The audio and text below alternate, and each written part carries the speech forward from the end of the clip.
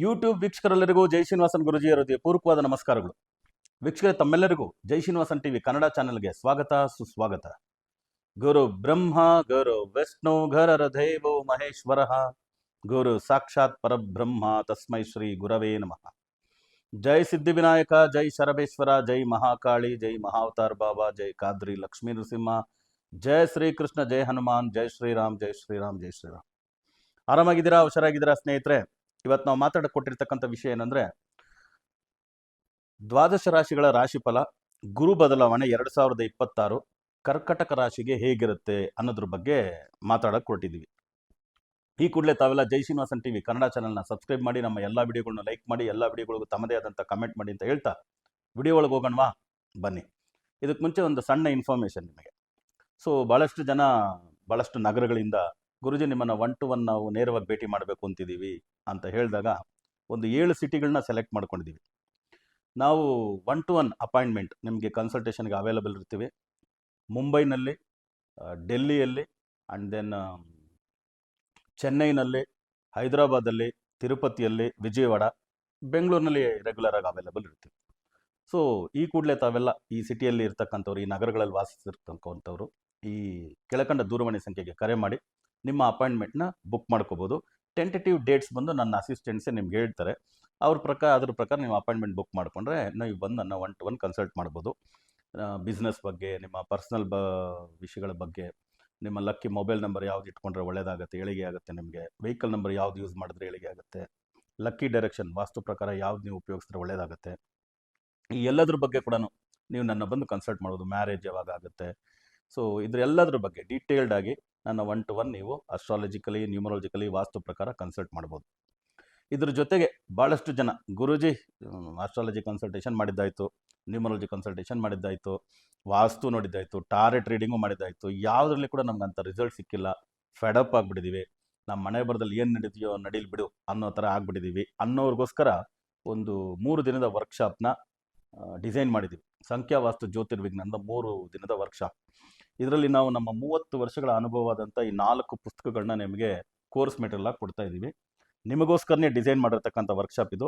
ಕಡ್ಡಾಯವಾಗಿ ಜಾಯ್ನ್ ಆಗಿ. Volume 1, volume 2, volume 3 and volume 4 ಈ 4 ಪುಸ್ತಕಗಳನ್ನು ನಿಮಗೆ ವರ್ಕ್ಶಾಪ್ ಬುಕ್ ಮೆಟೀರಿಯಲ್ ಆಗಿ ಕೊಡ್ತಾ ಇದ್ದೀವಿ. ಸೊ ಬೆಂಗಳೂರಿನಲ್ಲಿ, ಹೈದರಾಬಾದಲ್ಲಿ, ವಿಜಯವಾಡದಲ್ಲಿ, ತಿರುಪತಿಯಲ್ಲಿ, ಮುಂಬೈ, ಡೆಲ್ಲಿ ಈ ಜಾಗದಲ್ಲಿ ವರ್ಕ್ಶಾಪ್ ನಡೀತಾ ಇದೆ.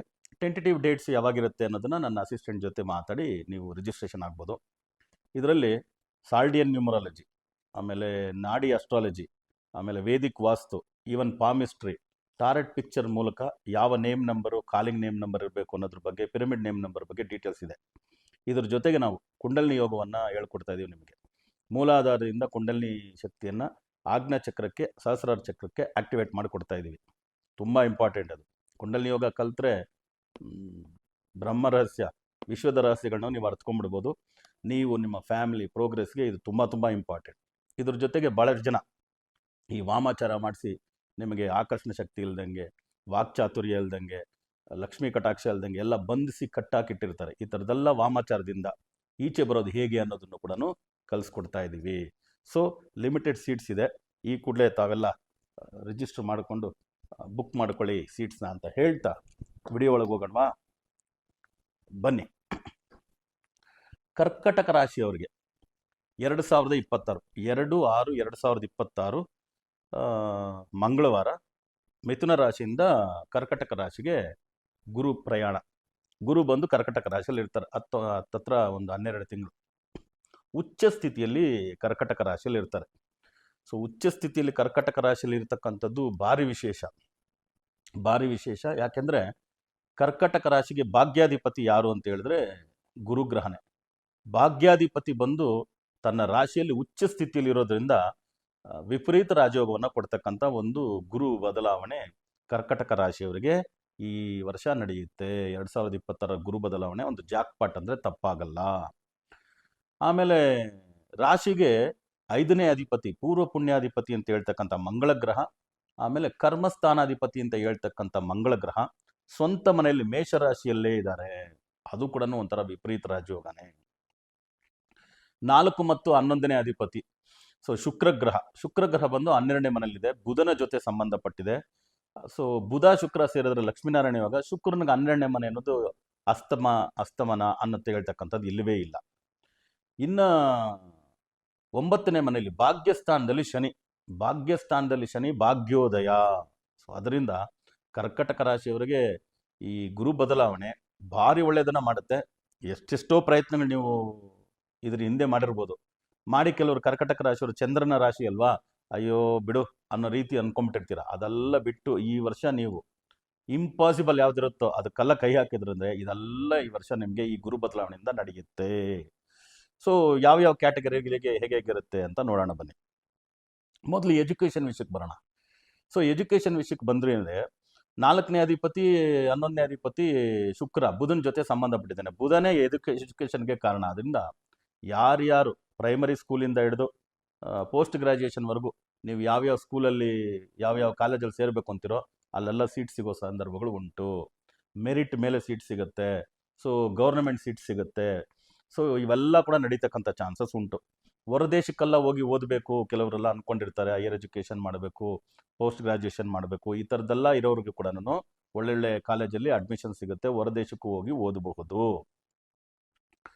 ಇದ್ರ ಜೊತೆಗೆ ಅವಾರ್ಡ್ಸು ರಿವಾರ್ಡ್ಸು ಭಾಳಷ್ಟು ಜನ ಕರ್ಕಟಕ ರಾಶಿಯಲ್ಲಿ ಹುಟ್ಟಿರ್ತಕ್ಕಂಥವ್ರು ಸ್ಪೋರ್ಟ್ಸ್ ಆ್ಯಕ್ಟಿವಿಟಿ, ಅಥ್ಲೆಟ್ ಆ್ಯಕ್ಟಿವಿಟಿಯಲ್ಲಿದ್ದರೆ ನಿಮಗೂ ಕೂಡ ಒಳ್ಳೊಳ್ಳೆ ಅವಾರ್ಡ್ಸ್ ಬರ್ತಕ್ಕಂಥದ್ದು, ರೆಕಗ್ನೈಸೇಷನ್ಸ್ ಬರ್ತಕ್ಕಂಥದ್ದು ಇವೆಲ್ಲ ನಿಮಗೆ ನಡೆಯುತ್ತೆ. ಅದು ಮಾತ್ರ ಎಜುಕೇಷನ್ ವಿಷಯದಲ್ಲಿ ಇರೋರ್ಗೆ ಮಾತ್ರ ಅಲ್ಲ, ಎಲ್ಲ ಕ್ಷೇತ್ರದಲ್ಲಿ ಕೆಲಸ ಮಾಡ್ತಿರ್ತಕ್ಕಂಥವ್ರಿಗೂ ಕರ್ಕಟಕ ರಾಶಿಯವರಿಗೆ ಅವಾರ್ಡ್ಸು ರಿವಾರ್ಡ್ಸು ನಿಮ್ಮನ್ನು ಹುಡುಕೊಂಡು ಬರುತ್ತೆ. ಸೊ ಎಲ್ಲ ರೀತಿಯೂ ಒಳ್ಳೇದಾಗತ್ತೆ. ಸೊ ಕರ್ಕಟಕ ರಾಶಿಯವರಿಗೆ ನೆಕ್ಸ್ಟು ಇನ್ನು ಕೆರಿಯರ್ ಅಂತ ನೋಡಿದ್ವಿ ಅಂದರೆ ಗೌರ್ನಮೆಂಟು, ಪ್ರೈವೇಟ್ ಸೆಕ್ಟ್ರು, ಆಮೇಲೆ ಬಿಸ್ನೆಸ್ಸು. ಕರ್ಕಟಕ ರಾಶಿಯಲ್ಲಿ ಇರ್ತಕ್ಕಂಥವ್ರು ಯಾರ್ಯಾರು ಬಿಸ್ನೆಸ್ಸಲ್ಲಿ ಇರ್ತಾರೋ ಅವ್ರಿಗೆ ವಿಪರೀತ ರಾಜಯೋಗ, ಲಾಭದ ಮೇಲೆ ಲಾಭ. 10 ರೂಪಾಯಿ ಇನ್ವೆಸ್ಟ್ ಮಾಡಿದ್ರೆ ಅದರ 10 ಪಟ್ಟು ಲಾಭ ಬರ್ತಕ್ಕಂಥ ಯೋಗಗಳೆಲ್ಲ ಇದೆ. ಸೊ ತರಕಾರಿ ಮಾರೋರಿಂದ ಹಿಡಿದು ಬಂಗಾರ ಮಾರತಕ್ಕಂಥವ್ರವರೆಗೂ ಬಿಸ್ನೆಸ್ ಪೀಪಲ್ಗೆ ಒಳ್ಳೇದಾಗುತ್ತೆ. ಬೈಯಿಂಗ್ ಸೆಲ್ಲಿಂಗ್ ಪ್ರಾಫಿಟಬಲ್ ಆಗುತ್ತೆ. ಸೊ ಒಳ್ಳೆ ಮನೆ ಕಟ್ಬೋದು, ಸೈಟ್ ತಗೋಬೋದು, ಅಗ್ರಿಕಲ್ಚರ್ ಲ್ಯಾಂಡ್ ತಗೋಬೋದು, 2-3 ಬಿಸ್ನೆಸ್ಸು ಶೇರು ಸ್ಟಾಕು ಅಂತ ಇನ್ವೆಸ್ಟ್ ಮಾಡ್ಬೋದು. ಸೊ ಫುಡ್ ಆ್ಯಂಡ್ ಬೇವರೇಜಸ್ ರೆಸ್ಟೋರೆಂಟಲ್ಲಿ ಇನ್ವೆಸ್ಟ್ ಮಾಡ್ಬೋದು. ಇವರು ಬಿಸ್ನೆಸ್ ಒಂದಿದೆ ಅಂದರೆ ಈ ಸರಿ ಒಂದು 5-6 ಇನ್ಕಮ್ ಬರ್ತಕ್ಕಂಥ ಕೆಲವು ಕ್ಷೇತ್ರಗಳು. ಎಲ್ಲರೂ ಅಷ್ಟೇ ಒಂದೇ ಕ್ಷೇತ್ರದಲ್ಲೇ ಸಾಕಪ್ಪ ನಮಗೆ ಬೇರೆಯವ್ರ ಜೊತೆ ಹೋಗೋದೇ ಬೇಡ ಅಂತ ಮಾಡ್ತಿರ್ತಾರೆ. ಏನಾದ್ರು ಹೆಚ್ಚು ಕಮ್ಮಿ ಆದರೆ ಬೇರೆ ಪ್ರಾಫಿಟ್ಸ್ ಇರಲ್ಲ. ಆದರೆ ಕರ್ಕಟಕ ರಾಶಿಯವರಿಗೆ ಈ ವರ್ಷ ಈ ಗುರು ಬದಲಾವಣೆ ಅವ್ರು ಕೆಲಸ ಮಾಡೋದು ಬಿಟ್ಟು ಇವ್ರು ಇನ್ನೊಂದು 4-5 ಕಡೆ ಇನ್ವೆಸ್ಟ್ ಮಾಡಿ ಆ 4-5 ಕಡೆಯಿಂದನೂ ಪ್ರಾಫಿಟ್ ಬರೋದಕ್ಕೆ, ಇನ್ಕಮ್ ಬರೋದಕ್ಕೆ ಶುರುವಾಗುತ್ತೆ. ಇನ್ನು ಪ್ರೈವೇಟ್ ಸೆಕ್ಟರಲ್ಲಿ ಕೆಲಸ ಮಾಡ್ತಿರ್ತಕ್ಕಂಥವ್ರಿಗೆ ಭಾರಿ ಒಳ್ಳೇದಾಗ್ತಕ್ಕಂಥ ಸಮಯ. ಸೊ ಅವ್ರಿಗೆ ಇಷ್ಟವಾದಂಥ ಟೀಮ್ ಸಿಗೋದು, ಟೀಮ್ ಲೀಡರ್ ಆಗೋದು, ಬ್ರಾಂಚ್ ಮ್ಯಾನೇಜರ್ ಆಗೋದು, ಜನರಲ್ ಮ್ಯಾನೇಜರ್ ಆಗೋದು, ಪ್ರೆಸಿಡೆಂಟು, ವೈಸ್ ಪ್ರೆಸಿಡೆಂಟು, ಈ ಥರ ಆಗ್ತಕ್ಕಂಥ ಯೋಗಗಳೆಲ್ಲ ಕರ್ಕಟಕ ರಾಶಿಯವರಿಗೆ ಇದೆ. ಗೌರ್ಮೆಂಟ್ ಸೆಕ್ಟ್ರಲ್ಲಿರೋರಿಗೆ ನಾವು ಜನರಲ್ ಆಗಿ ಹೇಳಿದ್ವಿ, ಗೌರ್ಮೆಂಟ್ ಸೆಕ್ಟ್ರಲ್ಲಿರೋರಿಗೆ ಆಲ್ರೆಡಿ ಎಲ್ಲರಿಗೂ ವಿಶ್ವದಾದ್ಯಂತ ಗೌರ್ಮೆಂಟ್ ಸೆಕ್ಟ್ರಲ್ಲಿ ಕೆಲಸ ಮಾಡೋರಿಗೆ ಭಾರಿ ತೊಂದರೆ. ಯಾಕಂದರೆ ಸಿಂಹ ರಾಶಿಯಲ್ಲಿ ಕೇತು ಇರೋದ್ರಿಂದ ಈ ರೀತಿ ನಡೀತಿದೆ. ಅದರಿಂದ ಸರ್ಕಾರದಲ್ಲಿ ಕೆಲಸ ಮಾಡ್ತಿರ್ತಕ್ಕಂಥ ಕರ್ಕಟಕ ರಾಶಿಯವರು ಸ್ವಲ್ಪ ಪ್ಯಾರಾಮೀಟರ್ ಒಳಗಡೆ ಕೆಲಸ ಮಾಡ್ತಕ್ಕಂಥದ್ದು ನೋಡ್ಕೋಬೇಕು. ಏನಾದರೂ ಪ್ಯಾರಾಮೀಟರ್ ಬಿಟ್ಟು ಆ ಕಡೆ ಈ ಕಡೆ ಹೋದರೆ ಎನ್ಕ್ವೈರಿ, ನೋಟಿಸು, ಸಸ್ಪೆನ್ಷನ್ಸು, ಈವನ್ ಪನಿಷ್ಮೆಂಟ್ಸು ಆಗೋ ಚಾನ್ಸಸ್ರಿಂದ ಕೇರ್ಫುಲ್ ಆಗಿರಿ. ಸೊ ವರ್ಕಿಂಗ್ ಕ್ಯಾಟಗರಿ ಆಯಿತು. ಇನ್ನು ನೆಕ್ಸ್ಟ್ ಏನಿದೆ, ಯಾರಾದರೂ ಮದುವೆಗೋಸ್ಕರ ಯೋಚನೆ ಮಾಡ್ತಿದ್ರೆ ಒಳ್ಳೆ ಸಂಬಂಧಗಳು ಬರೋ ಚಾನ್ಸಸ್ ಉಂಟು. ಮಕ್ಕಳಿಗೋಸ್ಕರ ಯಾರಾದರೂ ಯೋಚನೆ ಮಾಡ್ತಿದ್ರೆ ಖಂಡಿತವಾಗ್ಲೂ ಒಳ್ಳೆ ಸಂತಾನ ಭಾಗ್ಯ ಆಗೋದುಂಟು. ಕೆಲವರೆಲ್ಲ ಗುರುಜಿ ಒಂದು ಟೈಮು IVF ಟ್ರೈ ಮಾಡಿದ್ವಿ, 2ನೇ ಟೈಮು ಮತ್ತೆ ಖರ್ಚಿದೆ ಅಂದರೆ ಧಾರಾಳವಾಗಿ ಈ ವರ್ಷ ಟ್ರೈ ಮಾಡಿ, ಆಗುತ್ತೆ. ಹಣಕಾಸಿನ ವಿಷಯದಲ್ಲಂತೂ ಏನೂ ತೊಂದರೆ ಇಲ್ಲ. ಲಾಟ್ರಿ ಯೋಗ ಇದೆ, ಅದರಿಂದ ಲಾಟ್ರಿಗೋಸ್ಕರ ದುಡ್ಡು ನೀವು ಸ್ವಲ್ಪ ಎತ್ತಿಡ್ಬೋದು. ವಾಹನ ಖರೀದಿ ಮಾಡ್ತಕ್ಕಂಥದ್ದು ಚಾನ್ಸಸ್ ಉಂಟು. ವಾಹನ ಖರೀದಿ ನೀವು ಮಾಡಿ ಡಿಪ್ರಿಷಿಯೇಷನ್ ರೇಟ್ ಹೋಗುತ್ತಲ್ವ. 1 ಕೋಟಿ ರೂಪಾಯಿ ಕಾರ್ ತೊಗೊಂಡ್ರೆ ಅಂದರೆ 1-2 ವರ್ಷ ಆದಮೇಲೆ 70 ಲಕ್ಷ ಕೇಳ್ತಾರೆ. ಅದರಿಂದ ನೀವು ಲಾಟ್ರಿಯಲ್ಲಿ ವೆಹಿಕಲ್ಸ್ ಎಲ್ಲ ಇಟ್ಟಿರ್ತಾರೆ ಕೆಲವು ಏರ್ಪೋರ್ಟ್ಸಲ್ಲೆಲ್ಲ, ಅದಕ್ಕೆಲ್ಲ ಇನ್ವೆಸ್ಟ್ ಮಾಡ್ಬೋದು. ಸೊ ಲಾಟ್ರಿ ಬೀಳ್ಬೋದು. ಲಾಟ್ರಿಯಲ್ಲಿ ವೆಹಿಕಲ್ ಬಂದರೂ ಕೂಡ ತುಂಬ ಸಂತೋಷ. ಗೋಲ್ಡ್ ತಗೊಳ್ಳೋ ಯೋಗ ಜಾಸ್ತಿ ಇದೆ. ಗೋಲ್ಡ್ನ ಬಿಡಿಸ್ಕೊಂಡು ಬರ್ತಕ್ಕಂಥದ್ದು, ಪ್ಲೆಡ್ಜೆಡ್ ಗೋಲ್ಡ್ ಇದ್ದರೆ ತೊಗೊಂಬರ್ತಕ್ಕಂಥದ್ದು, ವಾಪಸ್ ತೊಗೊಂಬರ್ತಕ್ಕಂಥದ್ದು ಉಂಟು. ಸೊ ಭಾರಿ ಒಳ್ಳೇದಾಗ್ತಕ್ಕಂಥ ಸಂದರ್ಭಗಳು ಎಲ್ಲ ರೀತಿಯೂ. ಹಣಕಾಸಿನ ವಿಷಯದಲ್ಲಂತೂ ಭಾಳ ಚೆನ್ನಾಗಿರ್ತಾರೆ. ಸೊ ಆಲ್ಮೋಸ್ಟ್ ಚೆನ್ನಾಗಿದೆ ಅಂತ ಹೇಳಿಬಿಟ್ಟೆ.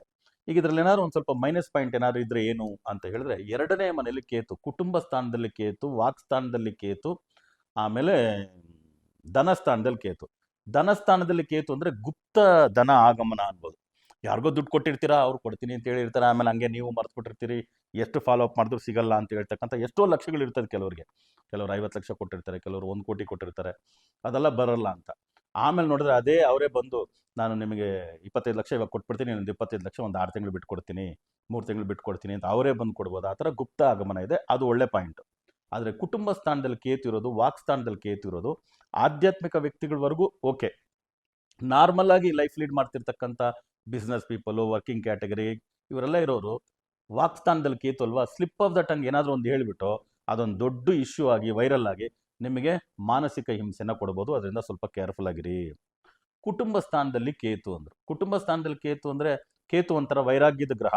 ಅದರಿಂದ ಗಂಡ ಹೆಂಡ್ತಿರ ನಡುವೆ, ಅಣ್ಣ ತಮ್ಮಂದ್ರ ನಡುವೆ, ಅಕ್ಕ ತಂಗಿಯರ ನಡುವೆ, ಮಕ್ಕಳ ನಡುವೆ ಕೂಡ, ಅಪ್ಪ ಅಮ್ಮ ಮಕ್ಕಳು, ಕುಟುಂಬ ಸ್ಥಾನದಲ್ಲಿ ಕೇತು ಅಂದ್ರೆ ಏನಾದರೂ ಒಂದು ಡಿಫರೆನ್ಸ್ ಆಫ್ ಒಪಿನಿಯನ್ ಬಂದು ಸ್ವಲ್ಪ ವಾಗ್ವಾದ ಬರ್ಬೋದು. ಅದು ಗಂಡ ಹೆಂಡತಿ ಅಂತೂ 10 ವರ್ಷ, 15 ವರ್ಷ, 20 ವರ್ಷ ಸಂಸಾರ ಮಾಡಿರೋರು ಕೂಡ ದೂರ ದೂರ ಆಗ್ಬಿಡೋಣ, ನಾವು ಡಿವೋರ್ಸ್ ತಗೊಂಡ್ಬೇಡ, ಆ ಥರ ಎಲ್ಲ ಮಾತುಕತೆಗೆ ಎಕ್ಸ್ಟೆನ್ಷನ್ಗೆ ಬಂದ್ಬಿಡ್ಬೋದು. ಅದರಿಂದ ಸ್ವಲ್ಪ ಕೇರ್ಫುಲ್ ಆಗಿರಿ. ಯಾಕಂದರೆ ಫ್ಯಾಮಿಲಿ ಫಸ್ಟ್, ಫ್ಯಾಮಿಲಿ ಫಸ್ಟ್ ಅದನ್ನು ನೋಡ್ಕೊಂಡ್ಬಿಟ್ರೆ ಇನ್ನು ಮಿಕ್ಕಿದ್ದೆಲ್ಲ ನೆಕ್ಸ್ಟ್ ಅಂದ್ಬಿಟ್ಟು ಎಲ್ಲಿ ಕಾಂಪ್ರಮೈಸ್ ಆಗಬೇಕು ಅಲ್ಲಿ ಕಾಂಪ್ರಮೈಸ್ ಆಗಿಬಿಡಿ. ಇಲ್ಲಾಂದರೆ ಕರ್ಕಟಕ ರಾಶಿಯವರಿಗೆ ಫ್ಯಾಮಿಲಿಯಿಂದ ಸ್ವಲ್ಪ ತೊಂದರೆಗಳಾಗ್ಬೋದು. 8ನೇ ಮನೇಲಿ ಕೇತು, 8ನೇ ಮನೇಲಿ ಕೇತು ಇರೋದ್ರಿಂದ ಏನಾಗುತ್ತೆ, 8ನೇ ಮನೇಲಿ ರಾಹು, 8ನೇ ಮನೇಲಿ ರಾಹು ಅಂದರೆ ಅಷ್ಟಮ ಸ್ಥಾನ, ಆಯುಷ್ಯ ಸ್ಥಾನ ಅಂತಾರೆ. ಅದರಿಂದ ಕರ್ಕಟಕ ರಾಶಿಯವರು ಹಂಗೆ ಸುತ್ತುತ್ತಾ ಇರ್ತಾರೆ, ನೀರಿನ ರಾಶಿ ಅಲ್ವಾ. ಅದರಿಂದ ಅವ್ರ ಮೈನೂ ಸುತ್ತುತ್ತಾ ಇರ್ತದೆ, ಅವ್ರ ಮನಸ್ಸು ಸುತ್ತುತ್ತಾ ಇರ್ತದೆ, ಒಂದು ಕಡೆ ನಿಲ್ಲೋ ವ್ಯಕ್ತಿಗಳೇ ಅಲ್ಲ. ಅದರಿಂದ ಬೇಕಾದಷ್ಟು ಟ್ರಾವೆಲ್ ಇರುತ್ತೆ. ಆಮೇಲೆ ಕರ್ಕಟಕ ರಾಶಿಯವರು ಅಷ್ಟೇ, ಸ್ವಲ್ಪ ವೆಂಚರ್ಸ್ ಎಲ್ಲ, 4 ವೀಲರಲ್ಲಿ ಹೋಗೋಣ, 2 ವೀಲರಲ್ಲಿ ಹೋಗೋಣ, ತುಂಬ ಟ್ರೆಕ್ಕಿಂಗ್ ಹೋಗೋಣ, ಯಾವ್ದಾದ್ರು ಬೇರೆ ಬೇರೆ ಟೂರಿಸಮ್ ಹೋಗೋಣ, ಈ ಥರದ್ದೆಲ್ಲ ಪ್ಲ್ಯಾನ್ ಮಾಡ್ತಾರೆ. ಮಾಡಿದಾಗ ಒಳ್ಳೇದೇ, ಆದರೆ ಅದಕ್ಕೆ ಒಳ್ಳೆ ಟ್ರಾನ್ಸ್ಪೋರ್ಟ್ ತಗೊಳ್ಳಿ, ಒಂದು ಒಳ್ಳೆ ವಾಲ್ವೋ ತಗೊಳ್ಳಿ, ಒಂದು ಒಳ್ಳೆ ಟ್ರೈನ್ ತಗೊಳ್ಳಿ, ಫ್ಲೈಟ್ ತಗೊಳ್ಳಿ. ಇವು 3 ಸೇಫೆಸ್ಟ್ ಟ್ರಾನ್ಸ್ಪೋರ್ಟ್ಸು. ಅದು ಬಿಟ್ಟು 4 ವೀಲರ್ ಅದು ಇದು ತಗೊಂಡ್ರೆ ಆಕ್ಸಿಡೆಂಟ್ಸ್ ಆಗ್ಬೋದು, ಸರ್ಜರೀಸ್ ಆಗ್ಬೋದು. ಅದೇ ರೀತಿ ಆಕ್ಸಿಡೆಂಟ್ಸ್ ಅಂತೂ ನಾವು ಹೇಳೋದಕ್ಕೆ ಬರೋದಿಲ್ಲ, ಯಮನ ಹತ್ರ ಹೋಗ್ಬಿಟ್ಟು ವಾಪಸ್ ಬರೋ ಥರ ಪರಿಸ್ಥಿತಿಗಳು ಆಗ್ಬೋದು. ಅದರಿಂದ ಆಯುಷ್ಯ ಸ್ಥಾನದಲ್ಲಿ ರಾಹು ಇರೋದು 8ನೇ ಮನೇಲಿ ಒಳ್ಳೇದಲ್ಲ, ಕೇರ್ಫುಲ್ ಆಗಿರಿ. ಆಮೇಲೆ ಇನ್ನು ಚಂದ್ರ ಬಂದು 6ನೇ ಮನೇಲಿದ್ದಾನೆ. ರಾಷ್ಟ್ರಾಧಿಪತಿ 6ನೇ ಮನೆಗೆ ಬಂದರೆ ಚಂದ್ರ ಬಂದು ಮನೋಕಾರಕ. ಅದರಿಂದ ಇವರ ಮನಸ್ಸಿನಲ್ಲಿ ಭಾಳಷ್ಟು ವೇರಿಯೇಷನ್ಸ್ ಬರ್ಬೋದು. ಅದರಿಂದ ನಿದ್ದೆ ಚೆನ್ನಾಗಿ ಮಾಡಿ, ಫುಡ್ ಚೆನ್ನಾಗಿ ತಗೊಳ್ಳಿ, ನಿದ್ದೆ ಆಮೇಲೆ ಊಟ, ಇದೆರಡರಲ್ಲಿ ಏನಾದರೂ ವೇರಿಯೇಷನ್ ಆಯಿತು ಅಂದರೆ ಮಾನಸಿಕವಾಗಿ ದೈಹಿಕವಾಗಿ ಸ್ವಲ್ಪ ತೊಂದರೆಗಳಾಗ್ಬೋದು. ಅದರಲ್ಲಿ 6ನೇ ಮನೇಲಿ ಚಂದ್ರ ಇರೋದ್ರಿಂದ ನೀರಿನ ಸಂಬಂಧವಾದಂಥ ಕಾಯಿಲೆಗಳು ನಿಮಗೇನಾದರೂ ಇತ್ತು ಅಂದರೆ ಇರುತ್ತೆ. ನೀರಿನ ಸಂಬಂಧವಾದಂಥ ಕಾಯಿಲೆಗಳು ಅಂತ ಹೇಳಿದ್ರೆ ಯಾವ ರೀತಿ ಬೇಕಾದರೂ, ಅದರಲ್ಲಿ ದಪ್ಪ ಇರ್ತಕ್ಕಂಥವ್ರು, ಹೊಟ್ಟೆಯಲ್ಲಿ ಏನಾದರೂ ಸಮಸ್ಯೆಗಳು ಬರ್ತಕ್ಕಂಥದ್ದು, ಹೊಟ್ಟೆಯಲ್ಲಿ ಅಂದರೆ ಯಾವ ರೀತಿ ಬೇಕಾದ್ರೂ ಸಮಸ್ಯೆಗಳು ಬರ್ಬೋದಲ್ವಾ. ಅದರಿಂದ ಅದ್ರ ಸಿಂಪ್ಟಮ್ಸ್ ಏನಾದರೂ ಇದ್ದರೆ ಸ್ವಲ್ಪ ನೋಡ್ಕೊಳ್ಳಿ, ನಿದ್ದೆ ಚೆನ್ನಾಗಿ ಮಾಡಿ. ಏನಾದರೂ ಸ್ಲೀಪ್ಲೆಸ್ನೆಸ್ ಅದು ಇದು ಇತ್ತಂದರೆ ಅದಕ್ಕೆ ಸರಿಯಾದಂಥ ಟ್ರೀಟ್ಮೆಂಟ್ ತೊಗೊಳ್ಳಿ, ಇಲ್ಲಾಂದರೆ ಅದಕ್ಕೆ ಸ್ವಲ್ಪ ತೊಂದರೆಗಳಾಗ್ಬೋದು. ಇದೊಂದೇ ನೆಗೆಟಿವಿಟಿ, ಅದು ಬಿಟ್ಟರೆ ಬೇರೆ ಇನ್ನೇನೋ ನೆಗೆಟಿವಿಟಿ ಕಾಣಿಸ್ತಿಲ್ಲ. ಸೊ ಇದನ್ನು ಸರಿ ಮಾಡ್ಕೊಳ್ಳೋಕ್ಕೆ ಏನು ಮಾಡ್ಬೋದು ಗುರುಗಳೇ? Very simple. ನವಗ್ರಹಗಳ ದರ್ಶನ. ಕುಂಭಕೋಣಂನಲ್ಲಿ ನವಗ್ರಹಗಳು ಸೂರ್ಯನಿಂದ ಹಿಡಿದು ರಾಹುಕೇತುವರೆಗೂ ದೇವಸ್ಥಾನಗಳಿದೆ. ಆ ಎಲ್ಲ ದೇವಸ್ಥಾನಕ್ಕೂ ಈ ಗುರು ಬದಲಾವಣೆಯ ದಿನ ಒಂದು 12 ತಿಂಗಳಿರ್ತಾನೆ ಗುರು ಕರ್ಕಟಕ ರಾಶಿಯಲ್ಲಿ. ಒಂದು 3 ಬಾರಿ ಆದರೂ ಓಟ್ ಬಂದ್ಬಿಡಿ. 4 ತಿಂಗಳಿಗೆ ಒಂದು ಸತಿ ಓಟ್ ಬಂದ್ಬಿಟ್ರೆ 2 ದಿನ ರಜೆ ಹಾಕಿದ್ರೆ ಸಾಕು. ಭಾನುವಾರ ನಾರ್ಮಲ್ಗೆ ರೆಗ್ಯುಲರ್ ರಜಾ ಇರುತ್ತೆ, ಕೆಲವ್ರಿಗೆ ಶನಿವಾರನೂ ರಜಾ ಇರುತ್ತೆ. ಶನಿವಾರ ಭಾನುವಾರ ನೋಡ್ಕೊಂಡು ಬಂದ್ಬಿಟ್ರೆ ಆಯಿತು. ಆದರೆ ಒಂದೇ ಒಂದು ಗ್ರಹಕ್ಕೆ ಮಾತ್ರ 9 ಗ್ರಹಗಳನ್ನ ನೋಡ್ಕೊಂಡು ಬರ್ತೀರಾ. 9 ಗ್ರಹಗಳು ನಿಮಗೆ ಅನುಗ್ರಹ ಮಾಡಲಿ. ಮುಖ್ಯವಾಗಿ ಗುರು ಅನುಗ್ರಹ ಬೇಕಲ್ವಾ? ಯಾಕಂದರೆ ಗುರು ಉಚ್ಚ ಸ್ಥಾನದಲ್ಲಿದ್ದಾನೆ, ಅದು ರಾಶಿಯಲ್ಲಿದ್ದಾನೆ, 9ನೇ ಮನೆಯಲ್ಲಿರೋ ಭಾಗ್ಯಾಧಿಪತಿ ಶನಿನೂ ನೋಡ್ತಿದ್ದಾನೆ. ಅನ್ನೋದ್ರಿಂದ ಗುರುವಿನ ಮನೆ ಅಂತ ಹೇಳ್ತಕ್ಕಂಥದ್ದು ಆಲಂಗುಡಿ ಅಂತ ಹೇಳ್ತಕ್ಕಂಥದ್ದು ಗುರು ಸ್ಥಳ. ಆ ಗುರುಸ್ಥಳದಲ್ಲಿ ನೀವು ಸಾಧ್ಯವಾದಷ್ಟು ಅಭಿಷೇಕಕ್ಕೆ, ಆಮೇಲೆ ಅರ್ಚನೆ ಪೂಜೆಗೆ ಕೊಟ್ಟು, ನೀವು ಗುರುವಾರನೇ ಹೋಗ್ಬೇಕು ಅಂತಿಲ್ಲ, ಶನಿವಾರ ಭಾನುವಾರ ಹೋದ್ರೂ ಆಯ್ತು, ನಡೆಯುತ್ತೆ, ಏನು ತೊಂದರೆ ಇಲ್ಲ. ಗುರುವಿನ ದೇವಸ್ಥಾನದಲ್ಲಿ ಗುರು ಸ್ಥಳದಲ್ಲಿ ಮಾತ್ರ ಅಟ್ಲೀಸ್ಟ್ ಒಂದು 1 ಅವರ್ ಇಲ್ಲಾಂದ್ರೆ ಒಂದು ಹಾಫ್ ಆನ್ ಅವರ್ ಆದರೂ ಅಲ್ಲಿ ಕುಳಿತು ಧ್ಯಾನ ಮಾಡಿ ಬನ್ನಿ. ಎಲ್ಲ ಗ್ರಹಗಳಿಗೂ ಹೋಗ್ತೀರಾ, ದರ್ಶನ ಮಾಡ್ಕೊಳ್ತೀರಾ, ಒಂದು 5-10 ನಿಮಿಷ ಕೂತ್ ಬಂದರೆ ಸಾಕು. ಬಟ್ ಗುರುವಿನ ಮನೆಯಲ್ಲಿ ಮಾತ್ರ, ಗುರುವಿನ ಸ್ಥಳ ಅಂತ ಹೇಳ್ತಕ್ಕಂಥ ಆಲಂಗುಡಿಯಲ್ಲಿ ಮಾತ್ರ ನೀವು ಒಂದು 1 ಅವರ್, ಹಾಫ್ ಆನ್ ಅವರ್ ಒಂದು ಮೆಡಿಟೇಷನ್ ಮಾಡಿ, ಆ ಗುರು ದಕ್ಷಿಣಾಮೂರ್ತಿ ಮುಂದೆ ಒಂದು half an hour, 1 hour meditation ಮಾಡಿ ಬರ್ತಕ್ಕಂಥದ್ದು. ಗುರು ನನಗೆ ಭಾಳ ಏನೇನು ಒಳ್ಳೇದು ಮಾಡಬೇಕು ಅಂತಿದ್ಯೋ ಅದೆಲ್ಲ ಮಾಡಪ್ಪ, ಇಷ್ಟು ಅಷ್ಟು ಅಂತ ನಾನು ಕೇಳಿದೆ ಅಂದರೆ ಕಮ್ಮಿ ಆಗ್ಬಿಡುತ್ತೆ. ನಾವು ಮಾರುತಿ ಕಾರ್ ಕೇಳ್ತಾ ಇರ್ತೀವಿ, ಅವರು ಮರ್ಸಿಡೀಸ್ ಬೆನ್ಸ್ ಕೊಡಿಸ್ಬೇಕು ಅಂತಿದ್ರೆ ವೇರಿಯೇಷನ್ ಆಗ್ಬಿಡುತ್ತೆ. ಅದಕ್ಕೋಸ್ಕರ ನನಗೇನು ಕೊಡಬೇಕು ಅಂತ ಗೊತ್ತು, ಕೊಡಪ್ಪ ಅಂತೇಳಿ ಅದು ಮಾಡಿ.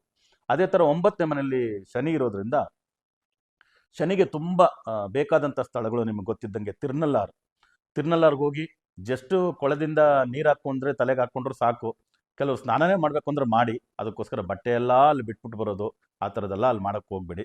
ತಿರುನಲಾರು ಶನೀಶ್ವರ ತುಂಬ ಪವರ್ಫುಲ್. ಅದ್ರ ನಂತರ ಮಂಗಳ ಶನೀಶ್ವರ ಅಂತ ಹೇಳ್ತೀವಿ. ಮಂಗಳ ಶನೀಶ್ವರ ಕುಂಭಕೋಣಂದೆ, ನೀವು ಜಸ್ಟ್ ಮಂಗಳ ಶನೀಶ್ವರ ಟೆಂಪಲ್ ಅಂತ ಗೂಗಲಲ್ಲಿ ನೋಡಿದ್ರೆ ಸಿಗುತ್ತೆ. ಅಲ್ಲಿ ಕುಟುಂಬ ಸಮೇತ ಶನೀಶ್ವರ ಇದ್ದಾನೆ. ಅದರಿಂದ ಆ ಕುಟುಂಬ ಶನೀಶ್ವರನನ್ನ ದರ್ಶನ ಮಾಡಿ. ಮಂದಾದೇವಿ, ನೀಳಾದೇವಿ, ಮಾಂದಿ, ಗುಳಿಗ ಇಬ್ಬರು ಮಕ್ಕಳ ಜೊತೆ, ಅವರ ದಂಪತಿಗಳ ಜೊತೆ, ಪತ್ನಿಯರ ಜೊತೆ ಶನೀಶ್ವರ ಇರ್ತಕ್ಕಂಥ ದೇವಸ್ಥಾನ, ಬಹಳ ಪವರ್ಫುಲ್ ಆದಂಥ ದೇವಸ್ಥಾನ. ಕುಟುಂಬ ಶನೀಶ್ವರ ಅಂತಾನು ಕರೀತಾರೆ, ನಾಚಿಯಾರ್ ಶನೀಶ್ವರ ಅಂತ ಕರೀತಾರೆ. ನೀವು ಮಂಗಳ ಶನೀಶ್ವರ ಟೆಂಪಲ್ ಅಂದರೆ ಸಿಕ್ಬಿಡುತ್ತೆ, ಅಲ್ಲಿ ಹೋಗಿ ಬನ್ನಿ. ಅದರ ನಂತರ ಪುಂಗು ಶನೀಶ್ವರ ಅಂತ, ಸೊ ತಿರುಕೊಳ್ಳಿಕಾಡು ಅಗ್ನೀಶ್ವರ ಟೆಂಪಲ್ ಅಂತ ಇದೆ. ತಿರುಕೊಳ್ಳಿಕಾಡು ಶನೀಶ್ವರ ಟೆಂಪಲ್, ಪೊಂಗು ಶನೀಶ್ವರ ಟೆಂಪಲ್ ಅಂತ ಬರೆದ್ರು ಕೂಡ ನಿಮ್ಗೆ ಗೂಗಲಲ್ಲಿ ಸಿಕ್ಕುತ್ತೆ. ಅಲ್ಲಿ ಹೋಗಿ ದರ್ಶನ ಮಾಡಿ ಬನ್ನಿ. ಅಲ್ಲಿ ಸಾಕ್ಷಾತ್ ಲಕ್ಷ್ಮೀ ಸ್ವರೂಪದಲ್ಲೇ ಇರ್ತಕ್ಕಂಥ ಶನೀಶ್ವರ ಅಂತ ತುಂಬ ಪ್ರತೀತಿ.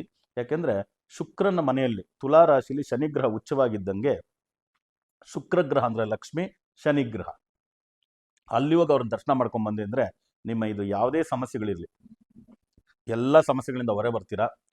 ಒಳ್ಳೆ ಫಲಗಳು ಹೆಚ್ಚುತ್ತೆ, ಕೆಟ್ಟ ಫಲಗಳು ಕಡಿಮೆ ಆಗುತ್ತೆ. ಅದೇ ರೀತಿ ಆಗಲಿ ಅಂತ ನಾವು ಸಿದ್ಧಿವಿನಾಯಕ ಶರಬೇಶ್ವರಲ್ಲಿ ಪ್ರಾರ್ಥನೆ ಮಾಡ್ತೀವಿ. ನಿಮಗೂ ನಿಮ್ಮ ಕುಟುಂಬದ ಎಲ್ಲ ಸದಸ್ಯರಿಗೂ ಸಿದ್ಧಿವಿನಾಯಕ ಶರಬೇಶ್ವರ ಸ್ವಾಮಿ ಆಯುರ ಆರೋಗ್ಯ ಅಷ್ಟನ್ನು ಅನುಗ್ರಹ ಮಾಡಲಿ ಅಂತ ಪ್ರಾರ್ಥನೆ ಮಾಡ್ತಾ, ಮತ್ತೆ ಹೊಸ ವಿಡಿಯೋಗಳೊಂದಿಗೆ ತಮ್ಮನ್ನು ಭೇಟಿ ಮಾಡ್ತೀನಿ. ಅಲ್ಲಿವರೆಗೂ ಆರಾಮಾಗಿರಿ, ಹುಷಾರಾಗಿರಿ ಅಂತ ಹೇಳ್ತಾ ತಮ್ಮಿಂದ ಬಿಡುಗಡೆ ತಗೊಳ್ತಿರೋದು ತಮ್ಮೆಲ್ಲರ ಜಯ ಶ್ರೀನಿವಾಸನ್ ಗುರುಜಿ. ಲೋಕ ಸಮಸ್ತ ಸುಖಿನೋ ಭವಂತು, ಸರ್ವೇ ಜನ ಸುಖಿನೋ ಭವಂತು, ವಸುದೈವ ಕುಟುಂಬಕಂ.